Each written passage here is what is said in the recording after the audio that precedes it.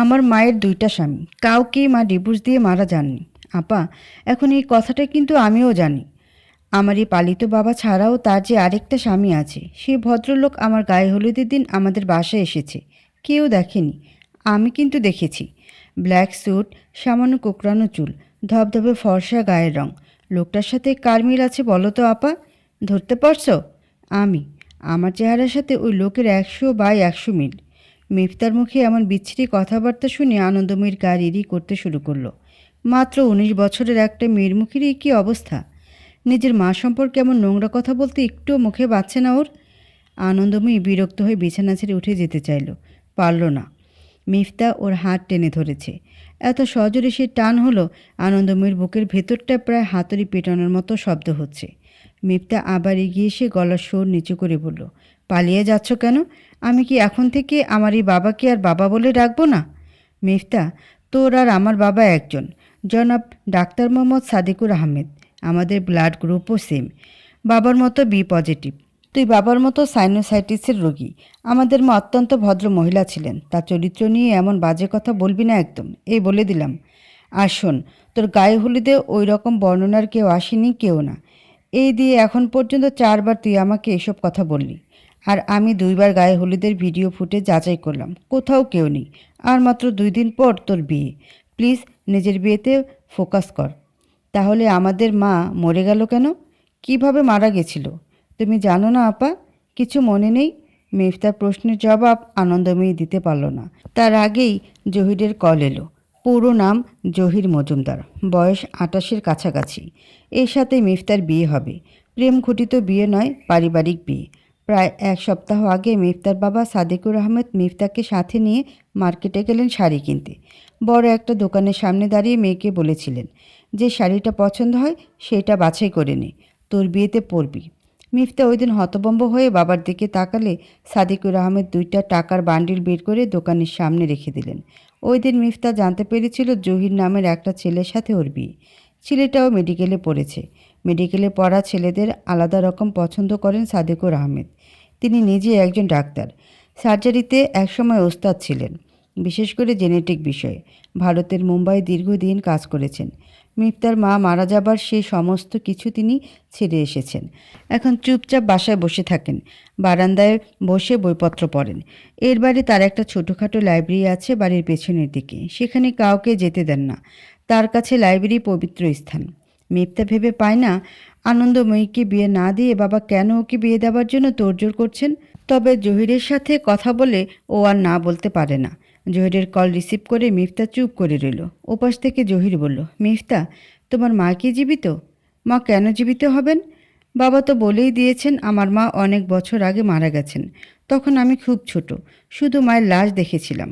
হঠাৎ এ প্রশ্ন করছেন কেন বলুন তো? না, এমনি। জহির প্রসঙ্গ পাল্টে ফোন রেখে দিল।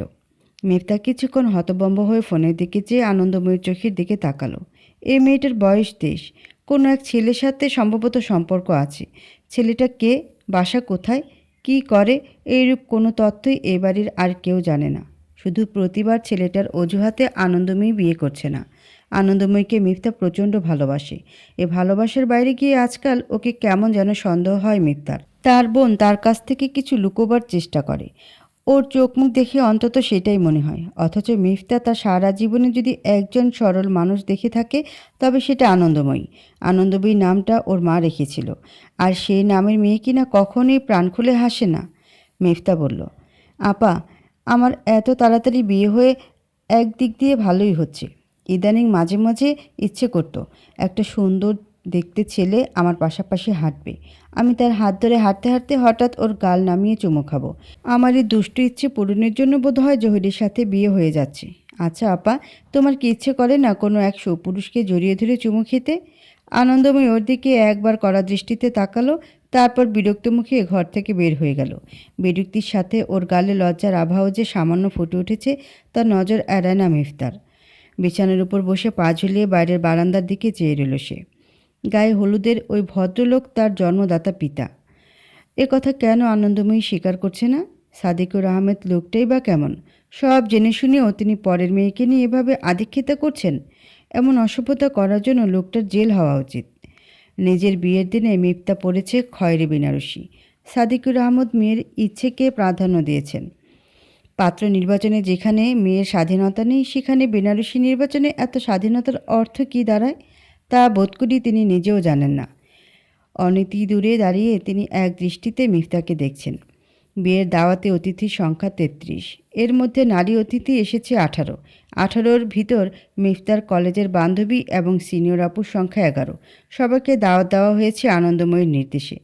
কেন তা মিফতা জানে না। কাজী সাহেব বিয়ে পড়ানোর মুহূর্তে মিফতা আবার সেই লোকটাকে দেখতে পেল। আজ তিনি পাঞ্জাবি পরেছেন, তার উপর জড়িয়েছেন একটা চাদর। মিফতার মনে হলো এক্ষুনি লোকটা তাকে বলবে, মিফতা, আমি তোর বাবা, তুই এই বিয়েটা করিস না, এতে তোর মঙ্গল নেই। সেসব আর শোনা হলো না। মিফতার কানে এলো আশেপাশের মানুষগুলো তাকে কবুল বলার জন্য ধাক্কাধাক্কি করছে। সে পাশ ফিরে ৩ কবুল বলে আবার সামনে তাকাতেই লোকটা উধাও হয়ে গেল। মিফতার বারবার মনে হচ্ছে এই লোকটাকে সে আগে কোথাও দেখেছে। শুধু ওই লোকটা নয়, কবুল বলতে গিয়ে তার বেশ কিছুক্ষণ মনে হলো এর আগেও ওর একবার বিয়ে হয়েছিল। এমন কেন মনে হচ্ছে? মিফতা অসহায় হয়ে আশেপাশে আনন্দময়ীকে খুঁজতে শুরু করে, অথচ এই গুরুত্বপূর্ণ মুহূর্তেই তার একমাত্র কাছের মানুষটা তার পাশে নেই। শ্বশুরবাড়িতে মিফতাকে যখন জহিরের ঘরে বসানো হলো, তখন রাত প্রায় 11:30। মিফতা বিয়ের শাড়িটাই পরে আছে। ভাগ্যি শীতকাল, শাড়ির উপর একটা অফ হোয়াইট রঙের চাদর টেনে নিয়ে বসতে খুব একটা অসুবিধা হচ্ছে না ওর। জহির ঘরে ঢুকলো। ওর পরনে শেরওয়ানি নেই, তার বদলে এখন পরেছে কালো রঙের একটা পাঞ্জাবি। মিফতা কিছুটা ভ্রুকুচকে তাকালো। বিষয়টা খেয়াল করে জহির বলল, শেরওয়ানি পরলে গায়ে কুটকুট করছে, যে দোকান থেকে কিনেছে মনে হয় গুদামে পড়েছিল, খুব যন্ত্রণা দিচ্ছে আমাকে। মিফতা, তুমি কি কষ্ট পেলে? মিফতা মাথা দুলালে সে আশ্বস্ত হয়। জহির ওর দিকে এগিয়ে গিয়ে ওর পাশে বসলো। বেশ কিছুক্ষণ ধরে সে কেমন উসখুস করছে। কিছু বলবেন? তোমার মা কি সত্যিই বেঁচে নেই? না, থাকলে তো আমার বিয়েতে থাকতেন। জহির আর কথা বাড়ায় না। কিছুক্ষণ উদাস হয়ে কিছু একটা ভাবল। তারপর মিফতার দিকে নিষ্পলক চোখে চেয়ে রইল। বয়সে ওর চেয়ে ৯ বছরের ছোট। বর্তমানে ১৯ বছরের মেয়েদের যেমন ছোটোখাটো বাচ্চা দেখায় অমন না। গোল গাল শরীর, মুখের গড়নও গোলাকার। তালিকা করলে রূপবতী নারীদের তালিকার প্রথম সারির দিকে থাকবে। ওর এই নিষ্পলক চাহনি দেখে মিফতা লজ্জায় লাল হয়ে জিজ্ঞাসু দৃষ্টিতে ইশারা করলে জহির নির্লজ্জের মতো বলে ফেলল, মিফতা, আমি তোমাকে একটি চুমু খেতে চাই। কোথায়? তোমার ঠোঁটে। কেবল? জহির কিং কর্তব্যবিমূঢ় হয়ে ওর চোখের দিকে চেয়ে রইল। এই মুহূর্তে মিফতার রহস্যময় কথা ও বুঝতে পারছে না। বিস্তর ভাবনার আগেই মিফতার চোখ বন্ধ করে নিল।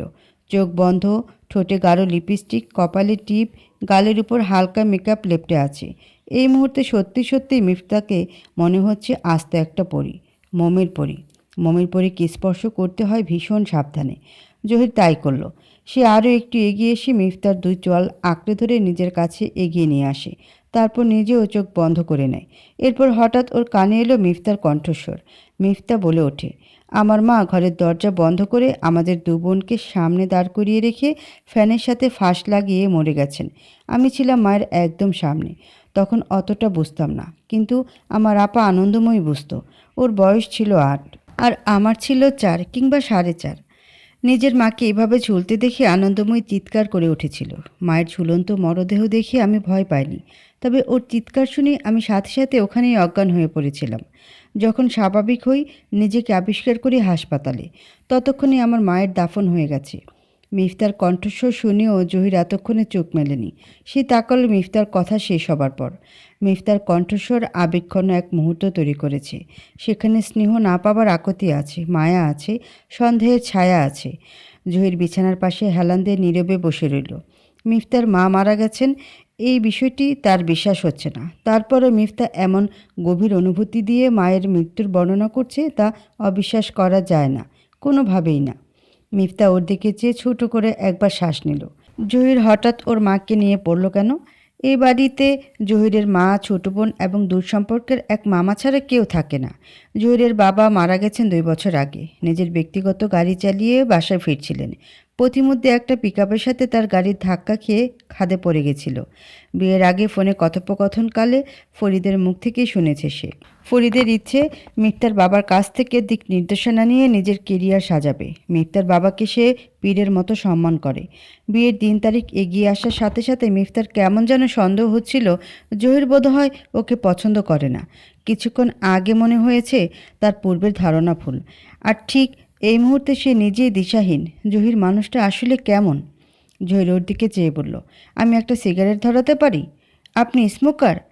কাছে সিগারেট রাখেন সবসময়? না, আমার কাছে নেই। তুমি অনুমতি দিলে ড্রয়ার থেকে বের করব। মিফতা জবাব দিল না। কিছুক্ষণ আগে সে জহিরকে তার সাথে রোমান্টিক অবস্থা থেকে বিভ্রান্ত করে দিয়েছে। এরপর যদি মানুষটা সিগারেট ধরায় তবে তাকে আবার কাছে টেনে নেবে কিভাবে? সিগারেটের গন্ধ সহ্য করতে পারলেও একজন স্মোকারের মুখ আর ঠোঁটের কড়া ঘ্রাণ সে সহ্য করতে পারবে না। জহির ব্যাপারটা বুঝতে পেরে চুপ করে গেল। তারপর শান্ত সুরে বলল, তোমার মা সবসময় পাড় দেওয়া শাড়ি পরতেন? এক রঙের কাপড়, চোখে দিতেন কাজল, মাথার চুল আঁচড়ে সিথি করতেন একপাশে। আমি কি ঠিক বলছি? আপনি এসব কিভাবে জানলেন? আমি তোমার মাকে দেখেছি। তোমাকে যে 2 দিন আগে কল দিলাম ওই দিন ঠিক দুপুরবেলা। ঘড়ির কাঁটা সম্ভবত ঠিক ঠিক 2টা বাজে তখন। আমি রোদ গায়ে মেখে নিরিবিলি রাস্তা দিয়ে হেঁটে যাচ্ছি। হঠাৎ এক ভদ্রমহিলা আমার সামনে এসে দাঁড়ালেন। এক রঙের কাপড় পরিহিত, শাড়ির রঙটা মানুষের শরীরের পিত্তথলির মতো। ভদ্রমহিলার পায়ে কোনো স্যান্ডেল নেই। তিনি দাঁড়িয়ে আছেন খালি পায়ে, পা ভর্তি ধুলো। দেখে মনে হলো অনেক দূর থেকে হেঁটে এসেছেন, অথচ তার মুখে কোনো ক্লান্তির ছাপ নেই। আমাকে দেখিয়ে বললেন, আমার মেয়েকে বিয়ে করছো? করো, কিন্তু ওকে কষ্টে রাখলে তোমার ভালো হতে দেব না। মিফতা ড্যাব ড্যাব চোখে চেয়ে জহিরের কথা শুনছে। জহির এখানে একটু মিথ্যে বলেছে। তার সাথে ঘটনাটি যখন ঘটেছিল ওই ভদ্রমহিলা মূলত বলেছিলেন, আমার মেয়েকে বিয়ে করছো করো, কিন্তু ওর কোনো ক্ষতি যদি তুমি করেছো সে দিনটিই হবে তোমার জীবনের শেষ দিন। অথচ জহির পুরো বাক্যটি ঘুরিয়ে দিল। এত বড় একটি মিথ্যে বলে তার নিজের কাছেই নিজেকে অসহায় লাগছে। ভেতরে ভিতরে এক অদ্ভুত ধরনের ভয়, যদিও সে ভয়ের বিন্দুমাত্র ধারণা হলো না মিফতার। তার মায়ের বেঁচে থাকার কোনো প্রমাণ নেই, এটা সম্পূর্ণই অসম্ভব। সে বিড়বিড় করে বলল, একটা বিয়েকে কেন্দ্র করে এত কিছু ঘটে যাচ্ছে, কি ভয়ঙ্কর পরিস্থিতি তৈরি হয়েছে আমার। আপনি দেখছেন আমার মাকে, আর আমি দেখছি অন্য একজনকে। কাকে? কেউ না, আপনি চিনবেন না। শুনুন জহির সাহেব, আপনার ভিতরে আসলে ভ্রম তৈরি হয়েছে। কেন হয়েছে সেটা আপনি জানেন। হতে পারে আমার মায়ের ব্যাপারটা নিয়ে আপনার ভিতর আগ্রহ বেশি ছিল, তাই আপনি এই ভ্রম থেকে বেরিয়ে আসুন। জহিরও ঠিক তাই ভাবল। আজকের রাতটা তাদের জীবনের সবচেয়ে গুরুত্বপূর্ণ একটা রাত। কোথায় নববিবাহিতা স্ত্রীকে নিয়ে সে রোমাঞ্চের সমুদ্রে ডুব দেবে তা না করে দুশ্চিন্তায় ভোর করে ফেলছে। এত দৃঢ়ভাবে মনস্থির করার চেষ্টা করেও দুজনের কারোরই বিশেষ লাভ হলো না। জহিরের বারবার মিফতাদের বাড়িতে যাবার সেই দিনের কথা মনে হচ্ছে। সোফায় সে আর মিফতা সামনাসামনি বসেছিল। পাশের সোফায় সাদিকুর আহমেদ। বিয়ের প্রোগ্রাম নিয়ে বিস্তর আলোচনা চলছে। মিফতা লাজুক লতার মতো মাথাটা নুয়ে চোখ পিটপিট করে জহিরকে দেখছে। জীবনে প্রথম পুরুষকে নিয়ে তার আগ্রহের অন্ত নেই। জহির ওর বিষয়টি উপলব্ধি করতে পারে, তবে তার ভেতরে এসব নিয়ে বিশেষ আগ্রহ দেখা গেল না। সে সাদিকুর আহমেদের প্রশংসা করতে ব্যস্ত। ঠিক ওই মুহূর্তে ওর দৃষ্টি আকর্ষণ করে দেয়ালের একটা ছবি। সাদা একটা ঘোড়ার পাশে দাঁড়িয়ে আছেন একজন নারী। এক রঙের পাড়যুক্ত শাড়ি, হাসি এবং গম্ভীরতার মিশেল, চোখে কাজল টানা। এত চমৎকার একটা ছবি। জহির দ্বিতীয়বার তাকাতে বাধ্য হয়। সে চমৎকার ফটোগ্রাফ তাকে চমৎকৃত করতে পারছে না। জহিরের মনে হচ্ছে এক্ষুনি এ ভদ্রমহিলা ছবি থেকে বের হয়ে ওকে খুন করবে। আজ বাসর ঘরে বসেও সেই দিনের ঘটনার কথা নিজের মনের ভিতর পুনরাবৃত্তি ঘটাচ্ছে সে, ইচ্ছে নয় অনিচ্ছায়। মিফতারও একই অবস্থা। সে পড়ে আছে বিয়েবাড়িতে ওই ভদ্রলোকের বিষয় নিয়ে। ওই লোকটাই তার জন্মদাতা বাবা। না হলে এত মিল কিভাবে হবে তার সাথে? আজ যেন সত্য এক বন্ধনে আবদ্ধ স্বামী স্ত্রী বিবাহিত জীবনের প্রথম রাতটি বিসর্জন দেবার প্রতিযোগিতায় ব্যস্ত।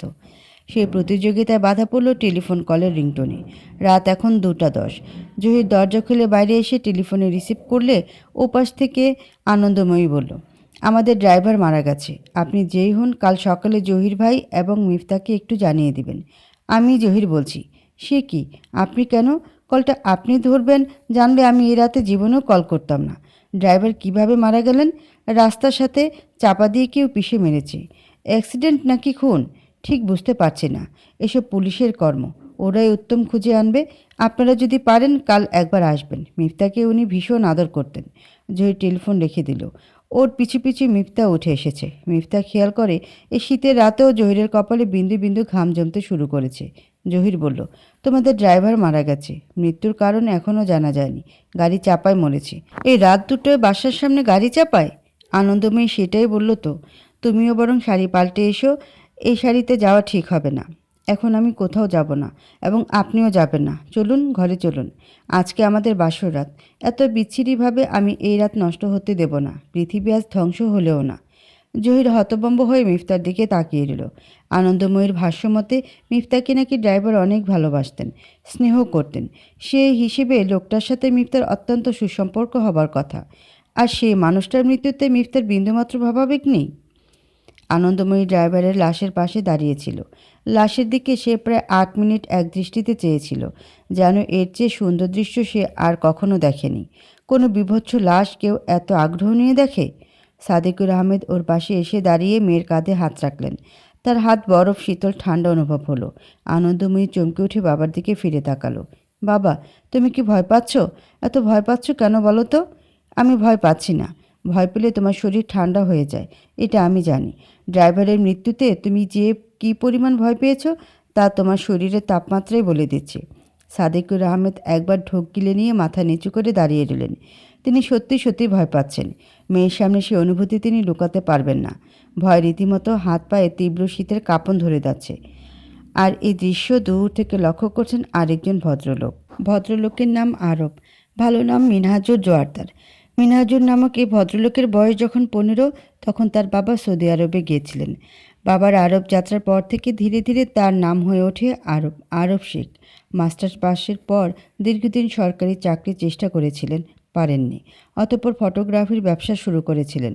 সাদিকুর রহমানের একবার মনে হলো কেউ তাকে নোটিশ করছে। তিনি এদিক সেদিক নজর দিয়ে খোঁজার চেষ্টা করে ব্যর্থ হলেন।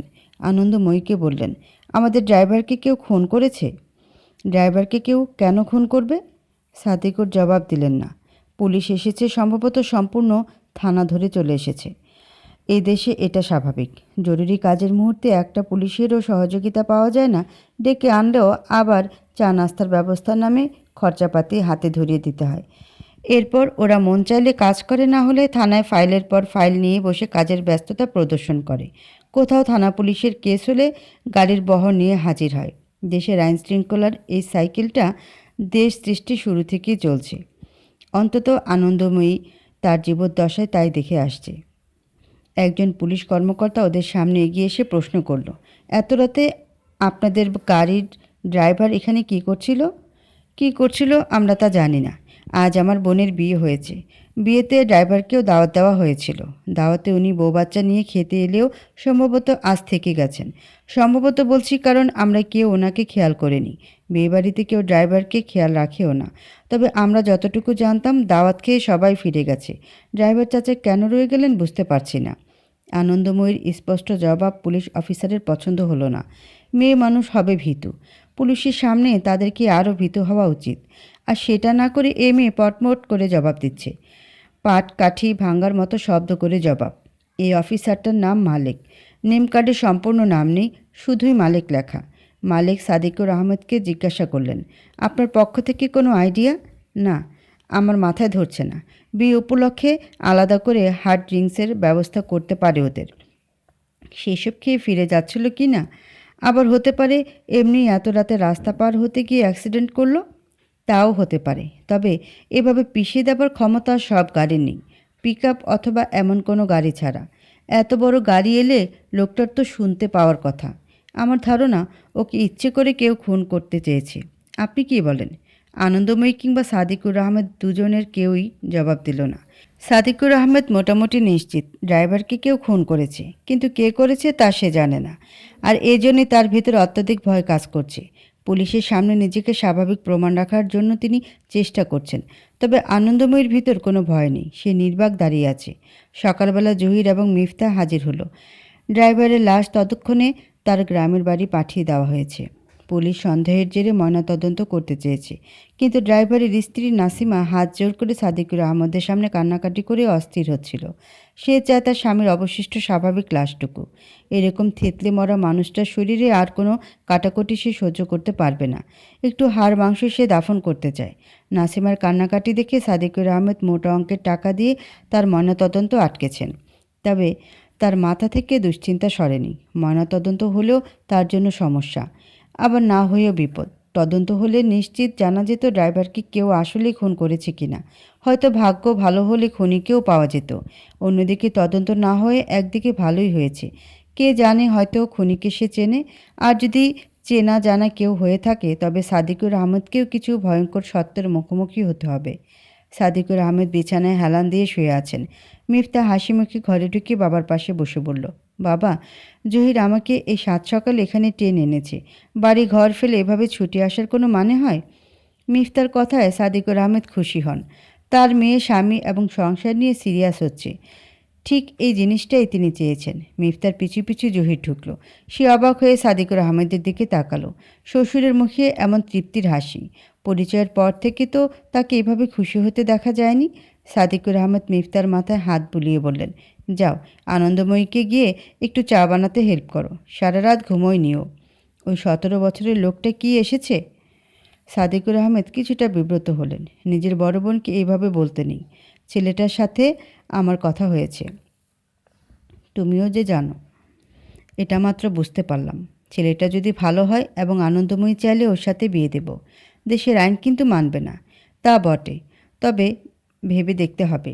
যাও, তুমি এখন বোনের কাছে যাও। সাদিকুর আহমেদ মেয়েকে দ্রুত পাঠাতে পেরে যেন হাঁপ ছেড়ে বাঁচলেন। জহির তার পাশে এসে বসল। এবার দুজনের মুখে কিঞ্চিত হাসি রেখা ফুটে উঠল। জহির ফিসফিস করে বলল, এবার কি আপনার কাজে আমাকে নেবেন? আর একটু ভাবতে হবে। মিফতার সাথে তোমার এখনও তেমন কিছু ঘটেনি। এই ড্রাইভারের মৃত্যুটা এক ঝামেলা বাঁধিয়েছে। এর মধ্যে আনন্দময়ী তোমাকে কল করে সব গুলিয়ে দিল। তা একটু গুলিয়েছে, তবে মিফতা কিন্তু আমাকে দারুণ পছন্দ করে। ওকে আমার প্রতি আসক্ত করাটা খুব একটা কঠিন কাজ হবে না। দ্রুত করতে গিয়ে ফলাফল জিরো করো না একদম। আপনি আমাকে ভরসা করতে পারেন, কিন্তু একটা সমস্যা আছে। আমি মিফতার মাকে দেখেছি, মিফতাকেও শেয়ার করেছি। ও বলল আমার ভ্রম। আমার বিশ্বাস হচ্ছে না। ওর মা কি সত্যিই মারা গেছেন? সাদিকুর আহমেদ কিছুটা সময় জানালার দিকে তাকিয়ে রইলেন। তার ভ্রু কুঁচকে এলো। এবার ভাঙা ভাঙা গলার সুরের ভঙ্গিতে তিনি বললেন, মিফতার মা সত্যিই মারা গেছে। আমি নিজে তাকে দাফন করেছি। ওনার মৃত্যুর কারণ ডিপ্রেশন। সাদিকুর আহমেদের জবাব জহিরের পছন্দ হলো না। লোকটা যে মিথ্যে বলছেন তা স্পষ্ট। এরপরও সে ভদ্রলোকের উত্তরটা মেনে নিল। তার এখন অনেক দায়িত্ব। মিফতার চেয়ে বয়সে বেশ বড় সে। এই মেয়েকে নিজের ভালোবাসার বন্ধনে আবদ্ধ করতে হবে। ওর সমস্ত খামখেয়ালি মেনে চলতে হবে। মিফতাকে দিয়ে সে কার্যসিদ্ধি করবে। তবে সে এটাও চায় না এই মেয়েটার কোনো ক্ষতি হোক। মিফতার সাথে সে আজীবন সংসার করতে চায়। এই মেয়েটা প্রেমে পড়ার মতোই একটি মেয়ে। জহির ঘর থেকে বের হয়ে এলো, আর সাদিকুর আহমেদ চিন্তিত ভঙ্গিতে দরজার দিকে চেয়ে রইলেন। সব কেমন যেন জটিল হয়ে উঠছে। মিফতার বিয়েটা কি তাদের জীবনে অমঙ্গল ডেকে আনলো? কে জানে। আনন্দময়ী চা বানাচ্ছে না। সে বারান্দায় একটা টুল পেতে বসে আছে। মিফতা ওর পাশে বসে গায়ে গা লাগালো। মিফতার শরীরের ওম আনন্দময়ীর পাবার কথা, কিছুটা ছিটকে সরে যাবার কথা, তবুও সে কিছুই করল না। মিফতা দিনে দিনে যেমন চঞ্চল হয়ে উঠেছে, আনন্দময়ী হচ্ছে তার একদম বিপরীত। তার লক্ষণ দেখে মনে হয় এই মেয়েটা অচিরেই বোবা হয়ে যাবে। মিফতা মৃদু সুরে ডাকল, আপা, এই আপা। শুনছি। আমি ড্রাইভারকে দেখতে আসিনি বলে তুমি কি রাগ করেছো? না, এসে ভালো করেছিস। এলে সমস্যা হতো। ওনার মৃত্যুতে বাবা ভয় পেয়েছেন। কেন? কারণ আমি জানি, তবে বলবো না। অন্য একটা কথা বলবো। আমি যে ছেলেটাকে বিয়ে করব ওর নাম শয়ন। বয়স 17। পড়াশোনার দিক দিয়ে ইন্টারমিডিয়েট সেকেন্ড ইয়ারে পড়ে, আর চোখে পড়ে চশমা। একদিন কি হয়েছে শোন। বলা নেই কওয়া নেই, এই ছেলে হঠাৎ রাস্তায় আমাকে দাঁড় করিয়ে আমার দু হাত নিজের হাতের মধ্যে মুষ্টিবদ্ধ করে নিল। তারপর গাধার মতো বলে ফেলল, আনন্দময়ী, তুমি আমার কলেজে পড়াশোনা করেছো, আমি জানি। তুমি আমার সিনিয়র, তাও জানি। তবে আমি তোমাকে পছন্দ করি।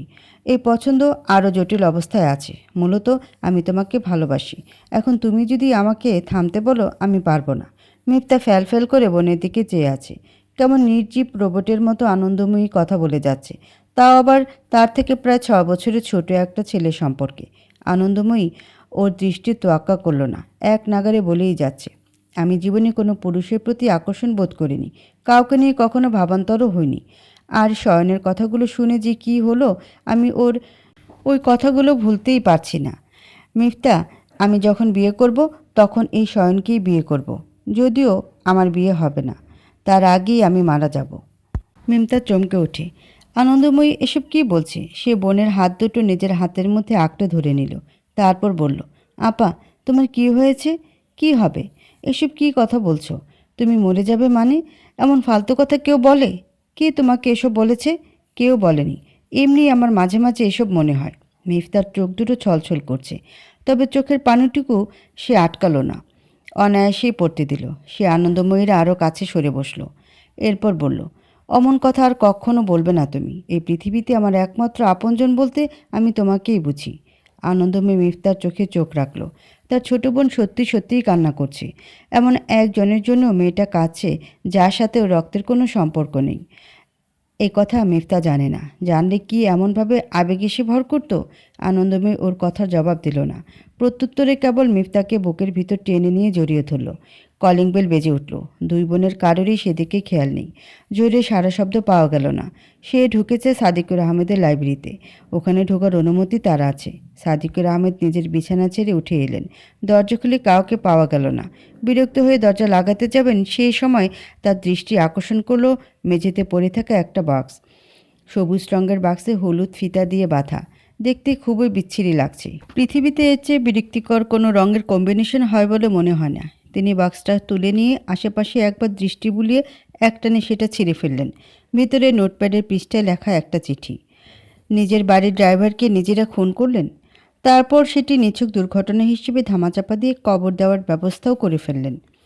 আপনার পাপের বোঝা কিন্তু ভারী হয়ে আসছে। সাদিকুর আহমেদ রীতিমতো তপ দেখিয়ে চিঠির দিকে চেয়ে রইলেন। গোটা গোটা অক্ষরে চিঠি লেখা হয়েছে। এই চিঠির মালিক সাদিকুর আহমেদকে খুব ভালো মতো পর্যবেক্ষণ করছে। এই ব্যাপারে আরও সুনিশ্চিত ধারণা পাওয়া যায় চিঠি প্রেরণকারী জানে। এই মুহূর্তে সাদিকুর নিজে দরজা খুলবে। তার সম্পর্কে এত সূক্ষ্ম পর্যবেক্ষণ কে করছে? এই পৃথিবীতে তার পরিকল্পনা কার্যক্রম সম্পর্কে জহির ছাড়া আর দ্বিতীয় কারোর পক্ষে জানা সম্ভব নয়। তার একবার ক্ষীণ সন্দেহ হলো, তার মেয়ে দুটিও চরম বুদ্ধিমতী, কিন্তু ওরা জানলেও বাবার জন্য ভুল করেও মুখ খুলবে না। বাবাকে ওরা নিজের থেকেও বেশি ভালোবাসে, মন থেকে নেয় অজানা কোনো এক কারণে। সেই কারণ একমাত্র সাদিকুর আহমেদ জানেন। তার মেয়েরা তার জন্য জীবন দিতেও প্রস্তুত। চিঠির হাতের লেখাটা তার বেশ পরিচিত মনে হচ্ছে। সাদিকুর আহমেদ দরজা লাগাতে গিয়েও পারলেন না। হাসি হাসি মুখে শয়ন এসে উপস্থিত হয়েছে। ওর হাতে লাল টকটকে রক্তজবা। সাদিকুরের পায়ে সালাম করে সে বলল, ফুলগুলো আনন্দময়ীর জন্য নিয়ে এসেছি। আমি ওকে বিয়ের প্রস্তাবও দিয়েছি। ও কি রাজি হবে? তোমার কি মনে হয়? রাজি হবে। আপনি বাবা হিসেবে ওর বিয়ের আয়োজন করবেন না? এত তাড়াতাড়ি? কেউ জানবে না। আপনি, আমি আর আনন্দময়ী। আমি বাকি সব ম্যানেজ করে নেব। আপনি প্লিজ না করবেন না। আনন্দময়ী আমাকে ছাড়া আর কাউকে বিয়ে করবে না, আমি জানি। কাল রাতে ও আমাকে ফোন করেছিল। আমি কিন্তু এত সাহসী ছেলে নই। আনন্দময়ী নিজে যেচে আমাকে আপনার সাথে কথা বলতে বলেছি। আনন্দময়ী বলেছে? সাদিকুর আহমেদ অবাক হলেন। ঘটনা এতদূর গড়াতে পারে তা ওনার ধারণা ছিল না। তবে শয়নের আত্মবিশ্বাস দেখে তিনি মুগ্ধ হলেন। মৃদু হেসে হাতের চিঠিটা চাদরের নিচে ঢেকে ফেললেন। শয়ন আবার বলল, আমি কি কিছুক্ষণ ভিতরে এসে বসতে পারি? সাদিকুর আহমেদ পাল্টা প্রশ্ন করলেন, তোমার বয়স 18 বছর হতে কতদিন বাকি আর? এখনও 6 মাস 4 দিন। আনন্দময়ী কি সত্যিই ভালোবাসো? প্রমাণ চান? কাল হাত কেটে রক্ত দিয়ে ওর নাম লিখে আনো দেখি। সাদিকুর আহমেদের এইরূপ আবদারে শয়ন এতটুকুও বিচলিত হলো না। সে সাথে সাথে এদিক ওদিক খুঁজে গেটের দেওয়ালের ধার ঘেঁষে পড়ে থাকা একটি পেরেক তুলে এনে বাম হাতের দাগ করতে শুরু করলো। তাতে লিখল আনন্দময়ী। সাদিকুর আহমেদ বিস্ময়ে অভিভূত হলেন। তার পরিকল্পনা সফল। একটি টিএনএ ছেলের আবেগ অনুভূতি নিয়ে তার সমস্ত পরিকল্পনাই সফল হচ্ছে। খুশিতে প্রায় হাততালি দিয়ে ফেললেন তিনি। শয়নকে বললেন, কাল বিকেলে একবার এখানে এসো। শয়ন চলে গেলে তিনি দ্রুত দরজা লাগিয়ে দিলেন। কিছুক্ষণ পরেই সন্ধ্যা নামবে। এই মুহূর্তে শয়নকে নিয়ে তার মাথা ব্যথা নেই। ওর সাথেই আনন্দময়ীর বিয়ে দেওয়া হবে, অন্তত ওর বয়স 18 হবার আগেই। তার দুশ্চিন্তা এখন চিঠিদাতাকে নেই। এই বাসার ঠিকানা নিশ্চয়ই এমন কেউ জানে। সে নিয়মিত যাতায়াত করছে, আর তাকে সাহায্য করছে এই বাড়ির কেউ একজন। কিন্তু সে কে? ভ্রু কুচকে তিনি ছাদ বাগানের কামরাঙ্গা গাছটার ড্রামের দিকে চেয়ে রইলেন। ড্রামে সবুজ রং করা হয়েছে। সবুজ রং আনন্দময়ীর পছন্দের। চারপাশে সন্ধে ঝেঁকে আসছে, আর সেই সাথে বাড়ছে ভয়। ড্রাইভারের মৃত্যুর পর থেকে এই ভয়টা তার বুকের ভিতর ভর করে আছে। এখন যেন সেটা আরও কয়েক গুণ বেড়েছে। বিরক্ত হয়ে তিনি ছাদ থেকে নামার জন্য প্রস্তুত হলেন।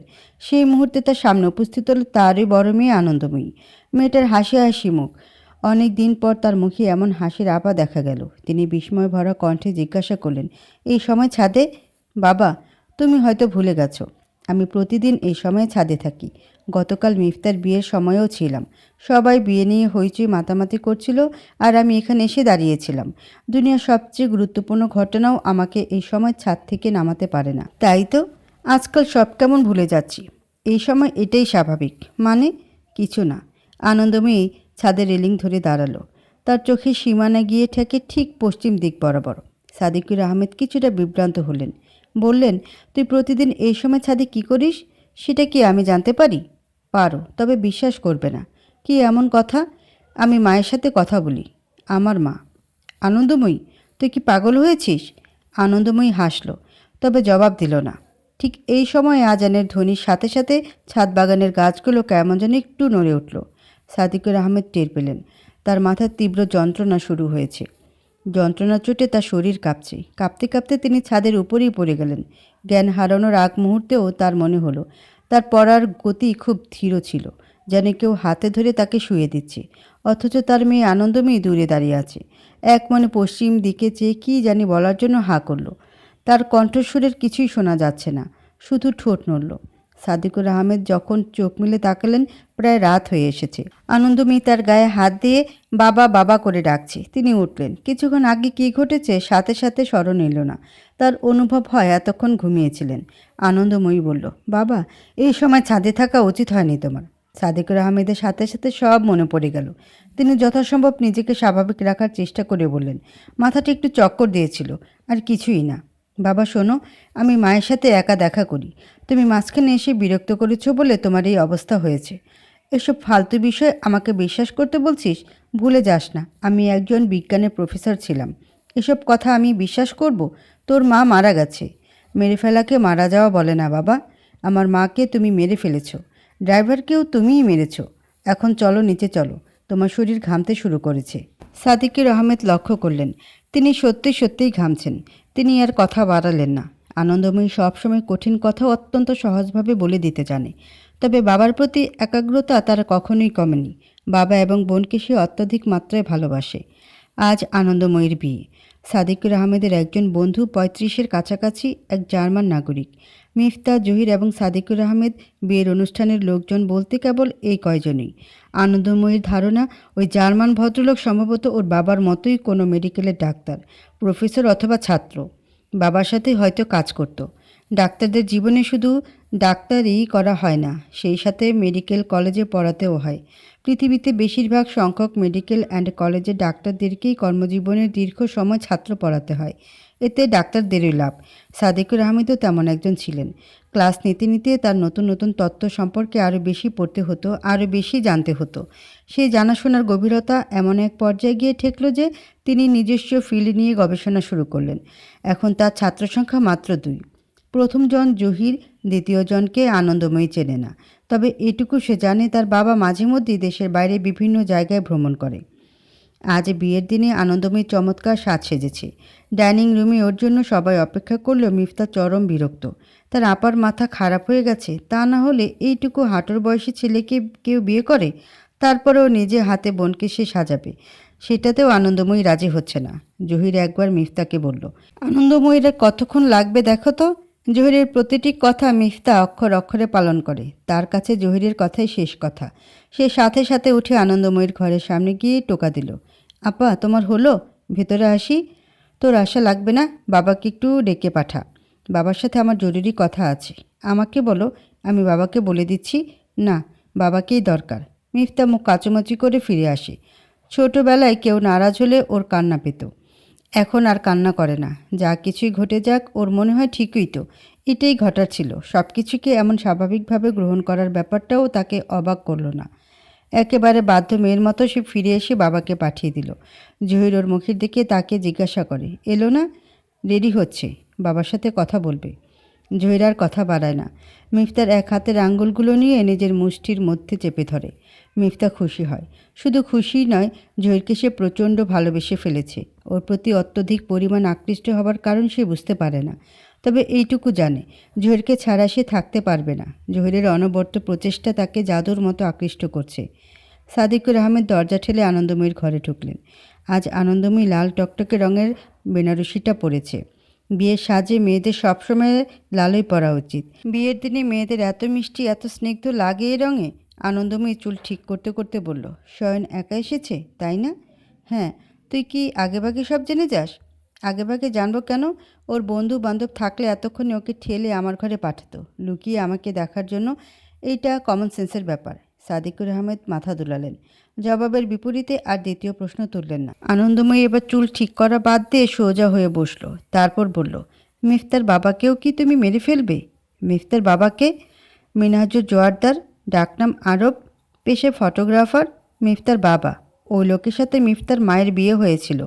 আর তোমার বিয়ে হয়েছিল শাহতাজ বেগমের সাথে, যার ছবি আমাদের ড্রয়িং রুমে আছে। মিফতা জানে শাহতাজই আমাদের মা।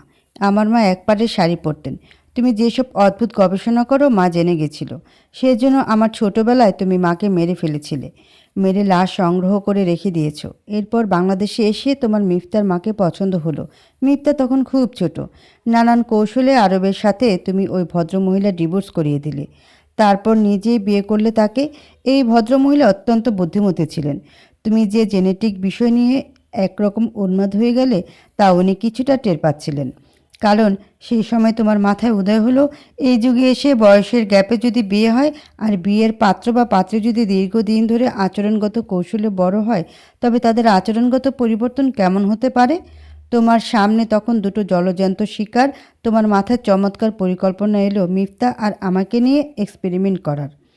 আবার একই সময়ে তোমার মনে হলো মিফতার মা তোমার এই কাজের একমাত্র বাধা। তাই ভদ্রমহিলাকে নানান বিষয়ে কথা শুনিয়ে শুনিয়ে আত্মহত্যা করার জন্য ম্যানিপুলেট করলে। যেহেতু এই কাজে তুমি দারুণ পারদর্শী, তাই সফলও হলে। আমি আর মিফতা তোমার পরিকল্পনায় বড় হয়েছি। আর আজ তোমার সফলতার এই ধাপে এসে তুমি আমাদের সাথে ঠিক সেটাই করছো যেটা তুমি এতদিন চেয়েছো। সাদিকুর আহমেদ কিছুক্ষণ যেন কথা বলতে পারলেন না। আনন্দময়ীর পক্ষে এত কিছু জানা সম্ভব নয়, কোনোভাবেই সম্ভব নয়। তিনি জোরপূর্বক কেশে থমথমে সুরে জিজ্ঞাসা করলেন, এসব তোকে কে বলেছে? আমার মা বলেছে। তোর মা মারা গেছে জানি, তবে আমি মাকে অনুভব করতে পারি। উনি জহিরকে কয়েকবার ভয় দেখিয়েছেন। বিশ্বাস না হলে জিজ্ঞাসা করে এসো। তুই আমাকে কি করতে বলছিস? আরব চাচাকে ছেড়ে দাও। ওনাকে আটকে রাখার ফল ভালো হবে না বাবা। উনি ঠিক বেরিয়ে আসবেন। ড্রাইভার তোমার কিছু কাজের সাক্ষী ছিল, তাকে তুমি মেরে ফেলেছ। এরপর দেখো তুমি নিজেই ভয়ে ঘুমোতে পারছো না। তুমি দেখলে আরব চাচা তোমাকে অনুসরণ করছে, চিঠি পাঠাচ্ছে। তুমি ধরে এনে আটকে রাখলে। এতেও কি কাল রাতে ঘুমাতে পেরেছ? সাদিকুর আহমেদ হাঁটু গেড়ে বসে পড়লেন। আনন্দময়ীর গালে হাত বুলিয়ে বললেন, আনন্দময়ী শোন, আমি বিজ্ঞানের মানুষ। যা কিছু বলেছি সব সত্য। কারণ তোর অবজারভেশন ভালো, তবে ভুলভাল ব্যাখ্যা বিশ্বাস করার মানুষ আমি নই। দুর্ভাগ্যক্রমে তুই মিফতার মায়ের মতো বুদ্ধিমতী হয়েছিস। বুদ্ধিমতী মেয়েরা মানুষকে সহজে বিভ্রান্ত করে ফেলে, আর সেটা তুই এখন আমার সাথে করছিস। তবে তুই এটাও জেনে রাখ, তোদের মায়েদের সাথে যেটা হয়েছে এটা তোদের সাথে হবে না। আমি শুধু এক্সপেরিমেন্ট করব। জহির কিংবা শয়ন দুজনেই আমার পরিকল্পনা সদস্য। মানুষের আচরণগত নিয়ন্ত্রণ আমি জানি। ওরা তোদেরকে ভালো রাখবে। আমি শুধু চাই তোদের পরবর্তী জীবনের ফলাফল, তোদের বাচ্চা কাচ্চার পরিবর্তন। আমি খোঁজ নিয়েছি। দীর্ঘদিন আচরণগত ম্যানিপুলেশন এবং ভিন্ন বয়সের পার্টনারের সাথে সে আচরণ প্রয়োগ করে নিয়ে কেউ কাজ করেনি। আনন্দময়ী হাসল। তারপর বাবাকে আর একটিও কথা বলার সুযোগ না দিয়ে সে ঘর থেকে বের হয়ে এলো। সাদিকুর আহমেদের বন্ধু এবং জার্মান ছেলেটিকে সে কী জানি বুঝিয়ে চলে যেতে লাগলো। ঘরে এখন নিজেদের মানুষ ছাড়া আর কেউ নেই। কাজী ঘরে ঢুকলে আনন্দময়ী শয়নের পাশে বসে মৃদু হাসল। শয়নের কাছে সব কিছু স্বপ্নের মতো লাগছে। আনন্দময়ী একবার ওর চোখের দিকে চেয়ে বলল, শয়ন, 23 বছর বয়সে তুমি আবার প্রেমে পড়বে। আমি তোমাকে বিয়ে করেছি আর তোমাকেই ভালোবাসবো। আনন্দময়ী জবাব দিল না। কাজীকে বিয়ে পড়াতে অনুরোধ করলো শুধু। কাজী আশেপাশে যে কিছুটা বিব্রত হয়ে প্রশ্ন করলেন, আর কেউ নেই? ছেলের পক্ষে সাক্ষী? আর ছেলের বয়স কত? ওর সাক্ষী মিফতা আর জহির। আমার সাক্ষী লাগবে না, আপনি বিয়ে পড়ান। কিন্তু কাজী কিছুই বুঝতে পারলেন না। ফ্যাল ফ্যাল করে চেয়ে রইলেন ড্রয়িং রুমের পাশের দরজার দিকে। দরজার সামনে আরব দাঁড়িয়ে আছেন, তার হাতের রডের একটা সুচালো ধারালো বস্তু। আনন্দময়ী তাকে দেখে সামান্য হাসল। সে হাসি কেউ দেখেনি। ঘটনার আকস্মিকতা বুঝে ওঠার আগেই আরব সাদিকুর আহমদকে রড দিয়ে আঘাত করে বসল। তবে তার গায়ে আঘাত লাগলো না। আনন্দময়ী সাথে সাথে উঠে এসে বাবার পাশে এসে দাঁড়াতেই তার বাম কানে তীব্র আঘাতে ফিনকি দিয়ে রক্ত বের হতে শুরু করে। আরবের দিকে সাদিকুরও তেড়ে আসে। লাভ হয় না। আরব পরের আঘাতটি সাদিকুরের মাথায় যথাযথ শক্তিতেই দিল। আঘাত পাওয়ার পর তার শ্বাস চলেছিল মাত্র 57 সেকেন্ড। আনন্দময়ী কাঁচাতে কাঁচাতে আরবের দিকে চেয়ে বলল, আমি আমার বাবার যোগ্য মেয়ে। আরব চাচা, আপনি চলে যান, আপনার কোনো দোষ নেই। না মা, তুমি কোনো অন্যায় করনি। তোমার বাবা আমাকে আটকে রেখে এত টর্চার করেছে, আমি বেরিয়ে এসে জ্ঞানশূন্য হয়ে গেলাম। আমার স্ত্রী আমাকে ছেড়ে চলে আসার দিন থেকে ওর প্রতি আমার ঘৃণা। ওকে মেরে ফেলাটাই এতদিন আমার জীবনের একমাত্র লক্ষ্য ছিল, তুমি নও। আনন্দময়ীর চোখ ভিজে এলো। আপনি কোনো অন্যায় করেননি। বাবার পাপের বোঝে এত ভারী হয়ে এসেছিল যে শুধু তার একার প্রাণ গেলে প্রকৃতির সাথে ন্যায় বিচার হয় না। একটা বিচ্ছিরি সত্যি কথা সবাই শুনে রাখুন, বাবা মায়ের পাপের বোঝা বেশি হলে মাঝে মাঝে তার সন্তানকেও সেটা ভোগ করতে হয়। এই সত্যটা বাবা মা স্বীকার করে না, বোঝেও না। আরবের চোখেও পানি। আনন্দময়ীকে ধরাশায়ী করে সে হাসপাতালে নিয়ে যাবার জন্য তোড়জোড় শুরু করে। তাকে আরও কোলে করে বাইরের দরজা পর্যন্ত পৌঁছাতেই আনন্দময়ী শেষ নিঃশ্বাস ত্যাগ করে। এত বড় ঘটনায় মিফতা একবারও কাঁদল না। কেবল অবুঝ বাচ্চাদের মতো ফ্যাল ফ্যাল করে চেয়ে সে সমস্ত দৃশ্য অবলোকন করল, শুধু ঠিক তার নিজের মায়ের মৃত্যুর দিনের মতো। পরদিন বিকালে জহির ঘরে ঢুকে মিফতার কাঁধে হাত রাখে। গতকালের ঘটনা সবচেয়ে বেশি মর্মাহত কেবল সেই হয়েছে। মিফতার চিবুকে হাত বুলিয়ে সে বলল, এখানে থেকে আর কি হবে? চলো বাসায় ফিরে যাই। আমি যাব না কোথাও। আপনিও বাবার পথের অনুসারী। কে বলেছে? আপা। আমি কাল যখন ছাদে ছিলাম সে সন্ধ্যায় বলেছে। শুনুন জহির সাহেব, আপনি আর ভুল করেও বাবা লাইব্রেরিতে যাবেন না, ওখানকার গোপন ল্যাবেও না। ওটা দরজা আজীবনের জন্য এখন থেকে বন্ধ হয়ে গেছে, আর কেউ সেটা খুঁজে পাবে না। আপনি এই মুহূর্তে আমাদের বাড়ি ছেড়ে বের হয়ে যাবেন, আর জীবনেও আমার সামনে আসবেন না। জহির হতভম্ব হয়ে দাঁড়িয়ে রইল। আনন্দময়ী মারা গেছে গতকাল বিকাল 4টায়। সন্ধ্যায় মিফতাকে সে কিভাবে এত কথা বলতে পারল? এমনকি ঘরে যখন পুলিশ এসেছিল, বয়ানে আরব চাচা বলেছিলেন। হঠাৎ চোখ মেলে তিনি দেখলেন তার ঘরের দরজা খোলা। বাইরে থেকে বকুল ফুলের চমৎকার মিষ্টি ঘ্রাণ আসছে। এক ভদ্রমহিলা দরজার বাইরে দাঁড়িয়ে। নাম বললেন শাহতাজ। শাহতাজ আনন্দময়ীর মায়ের নাম ছিল।